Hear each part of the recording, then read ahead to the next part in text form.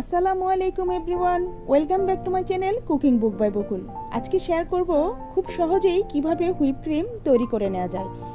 আজকে whip cream তৈরিতে বাটির নিচে বরফ বা জেলাটিন কিছুই ব্যবহার করব না। এখানে আমি এভার হুইপ ক্রিম নিয়ে নিচ্ছি 2 cup ever whip cream. Ever whip ক্রিমটা আমি ডিপে সংরক্ষণ করেছি। এটা ব্যবহারের 40 মিনিট আগে বের করে একটু নরমাল করে নিয়েছি। তারপর সেখান থেকে 2 কাপ ক্রিম বাটিতে নিয়েছি। এখন বিটারের মিডিয়াম স্পিডে 2 মিনিটের জন্য বিট করে নেব। তারপর সাইডগুলো আবার স্প্যাচুলার দিয়ে নামিয়ে নেব। এখন আবার 2 মিনিটের মতো বিট করে নিচ্ছি। স্পিডটা অবশ্যই মিডিয়াম স্পিডে রাখতে হবে। এই কয়েক মিনিট বিট করার মধ্যেই হুইপ ক্রিম ঘন হয়ে এসেছে। এখন দিয়ে দিচ্ছি আইসিং সুগার 2 টেবিল চামচ। মিষ্টিটা যে যার পছন্দ মতো দিতে পারেন। আমার কাছে মনে হলো 2 কাপ হুইপ ক্রিমে 2 টেবিল চামচ আইসিং সুগার দিলেই ভালো লাগে, খেতে টেস্টটা অনেক ভালো হয়। আবার একটু বিট করে নিচ্ছি। এখন দিয়ে দিচ্ছি গুঁড়ো দুধ 2 টেবিল চামচ। এখানে আমি ডিপ্লোমা গুঁড়ো দুধ ব্যবহার করেছি। আবারও কয়েক সেকেন্ডের জন্য বিট করে নিচ্ছি। এখন দিয়ে দিচ্ছি ভ্যানিলা এসেন্স পাউডার 1 চা চামচ। এখানে ভ্যানিলা এসেন্স লিকুইডটাও ব্যবহার করা যেতে পারে, সেক্ষেত্রে 1 চা চামচ দিলেই যথেষ্ট। আবার 30 সেকেন্ডের জন্য বিট করে নিচ্ছি। বাটিতে লেগে থাকা সাইডের ক্রিমগুলো স্প্যাচুলার দিয়ে নামিয়ে নিচ্ছি। আজকে ক্রিম তৈরিতে এখানে কোনো জেলাটিন বা বাটির নিচে বরফ ব্যবহার করিনি। এখন আবার 1 মিনিটের জন্য বিট করে নিচ্ছি। ক্রিম পারফেক্ট ঘন হয়ে এসেছে।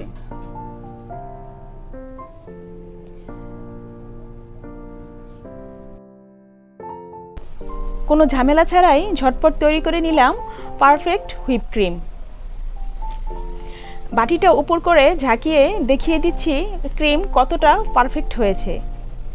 এখন এই ক্রিম দিয়ে আমি একটি 2 পাউন্ডের কেক ডেকোরেশন করে দেখিয়ে দিচ্ছি। স্লাইস করে কাটা কেকের উপরে সুগার সিরাপ দিয়ে পরিমাণ মতো ক্রিম লাগিয়ে নিচ্ছি। কেকের জন্য ক্রিম বিট করার পর 1 ঘন্টার মধ্যে কেক ডেকোরেশন করে নিলে ক্রিমের টেক্সচার খুব ভালো থাকে। ক্রিম বিট করার পর আধা ঘন্টার জন্য নর্মাল ফ্রিজে রেখে তারপর কেক ডেকোরেশন করলে সবচেয়ে বেশি ভালো হয়। এতে করে ক্রিম গলে যাওয়ার আর সম্ভাবনা থাকে না। এভাবে করে আমি আবারও দ্বিতীয় পার্টে ক্রিম লাগিয়ে নিচ্ছি।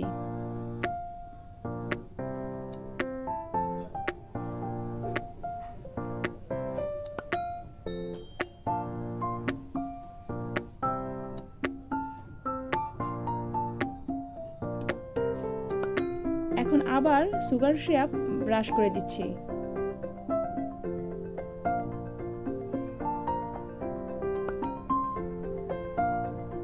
কেকের বোর্ডটা একটা টিস্যু দিয়ে পরিষ্কার করে নিচ্ছি।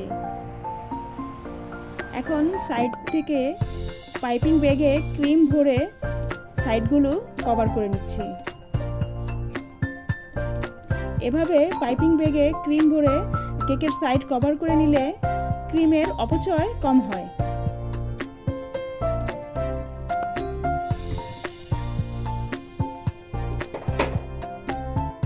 আর কেকের ফিনিশিংও খুব তাড়াতাড়ি দেয়া যায়।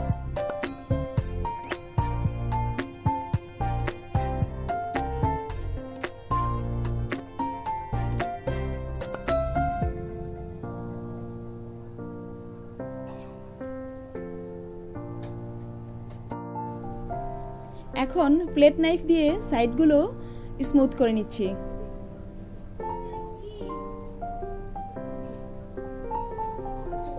উপরে আর নিচে সমানভাবে আমি প্লেট নাইফ দিয়ে বাড়তি ক্রিমগুলো পরিষ্কার করে নিচ্ছি। আর বাড়তি ক্রিমগুলো আবার সেই আগের বাটিতে রেখে দিচ্ছি।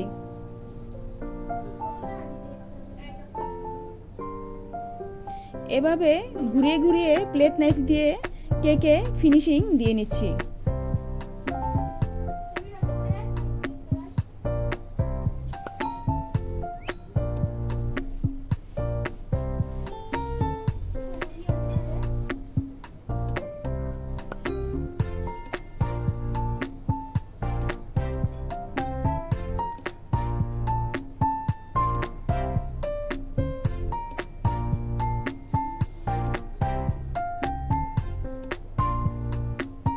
এবার কেকে একটু সাইড দিয়ে ডিজাইন করে নিচ্ছি।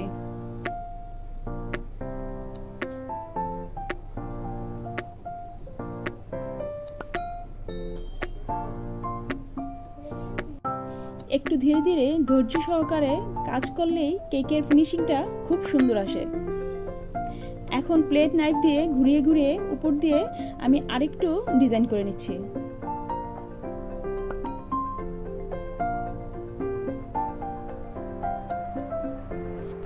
এখন ক্রিমে কালার মিশিয়ে নিচ্ছি।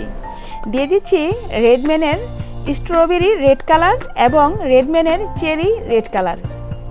এই দুইটা কালার মিশিয়ে একটু গাঢ় গোলাপির মতো কালারটা করে নেব। কেউ যদি আরও বেশি গাঢ় কালার চান তাহলে আরও কালার মিলিয়ে নিতে পারেন। আমি এভাবে স্প্যাচুলার দিয়ে ঘুরিয়ে ঘুরিয়ে কালারটা ভালো করে মিশিয়ে নেব।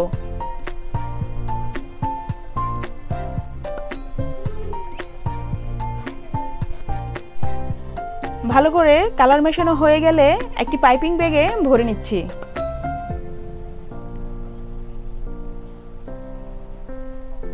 এখানে নিয়ে নিলাম একটি রোজ নজেল। আজকে রোজ নজেল দিয়েই ডেকোরেশনের কাজটা শেষ করব। পাইপিং ব্যাগে ক্রিম ভরে নিলাম।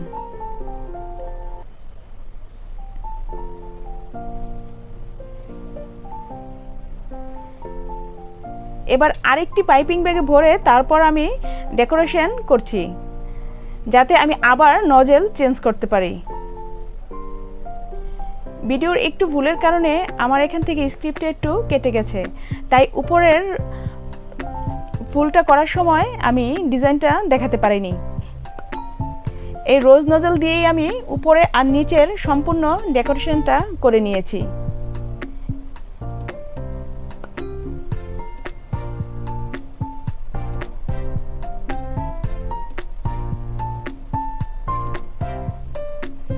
এটা যেহেতু জন্মদিনের কেক, তাই উপরে হ্যাপি বার্থডে লেখাটা লিখে নিচ্ছি।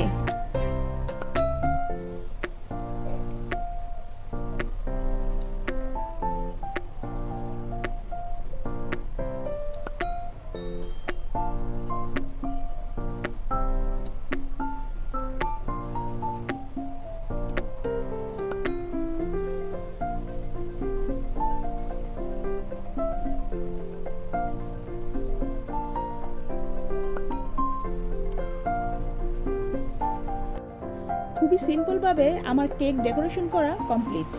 এখন উপর থেকে কিছু সুইট বল দিয়ে দিচ্ছি।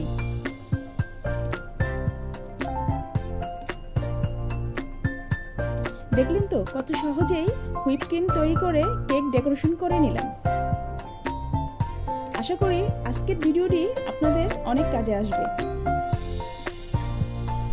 কেক ডেকোরেশন করা হয়ে যাওয়ার পর কেকটি নর্মাল ফ্রিজে রেখে দেব আরও 1 ঘন্টার জন্য। সবচেয়ে ভালো হয় যদি 6 থেকে 7 ঘন্টার জন্য কেক নর্মাল ফ্রিজে রেখে দেওয়া যেতে পারে, তাহলে কেকের সাথে ক্রিম ভালো করে সেট হয়ে যায়।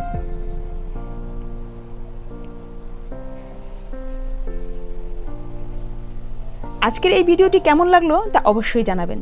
যদি ভালো লেগে থাকে তাহলে লাইক, কমেন্ট, শেয়ার ও সাবস্ক্রাইব করে আমার পাশেই থাকবেন। আজকের মতো বিদায় নিচ্ছি। আল্লাহ হাফেজ।